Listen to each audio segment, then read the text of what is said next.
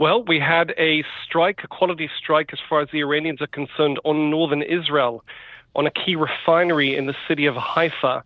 The second time this site has been hit during this war.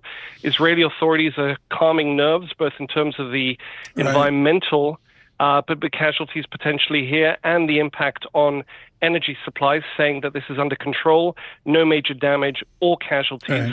Nonetheless, in this, the fifth week of the war, many Israelis will be jarred by what appears to be a sustained cycle of fire, not just from Iran, but also from Iran's ally Hezbollah in Lebanon, where the Israelis are fighting a pretty tough second front, sending in thousands of troops into the south of that country on what appears to be a reoccupation and setting up of a new buffer zone. Surveillance correction, Mr. Williams in Jerusalem this morning. Dan, is Israel going to be on three fronts when you look south to Yemen? Excellent question. The Yemenis, no huge surprise, I shouldn't say the Yemenis, the Houthis of Yemen opened that front a couple days ago, firing twice on Israel, a surface-to-surface long-distance missile, a cruise missile. The Israelis say neither hit home.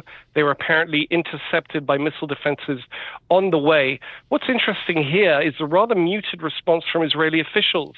They didn't even deign to acknowledge this as a new front.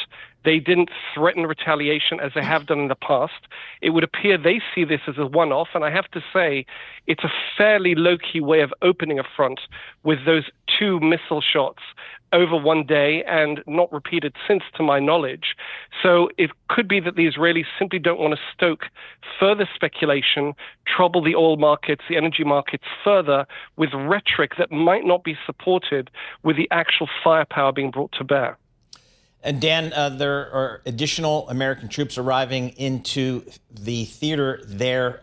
What is the expectations for the potential for any troops, American troops, Israeli troops on the ground in Israel? Is there thoughts that that could happen?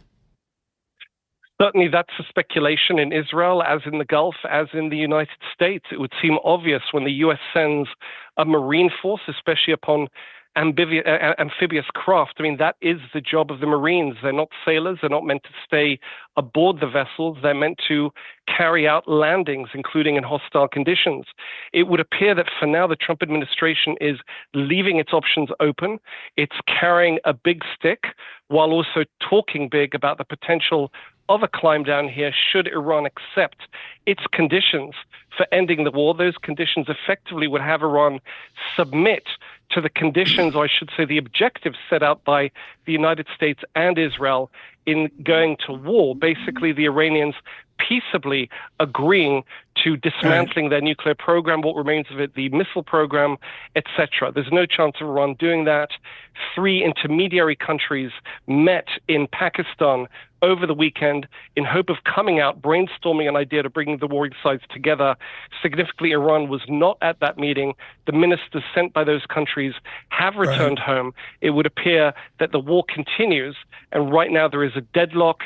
There is a game of chicken being played by the two parties, specifically in the Gulf. Israel, for its part, is doing what it can to support the Americans. Keep in mind, the Israeli military is far leaner. They don't have an expeditionary army, certainly not the capabilities to land ground forces 1,000 miles away in the Gulf. However, their ground forces are very busy up in Lebanon against that Iranian asset slash ally Hezbollah. Dan, Paul and I have like 12 more questions. You have 12 or 14. Sure. Let me just ask one question here on a Monday. Your colleague Ethan Bronner told us, I'm going to say 10 days ago, that Mr. Netanyahu has the support of Israel. Does that stand firm today? Are the people of Israel behind the actions of their politicians and their military? To judge by the polling, to judge by the commentary, to judge by the front pages of the newspapers, yes, there is fatigue setting in. It's worth remembering that last weekend, or 2 days ago, was Palm Sunday over this weekend, and we are 3 days away from Passover, a major Jewish festival. Some people will be celebrating it in bomb shelters. Given the rate of fire at the Western Wall in Jerusalem, police have said that Jews will not be admitted to worship. Usually that place is packed with as many as hundreds of thousands of Jewish worshippers for Passover.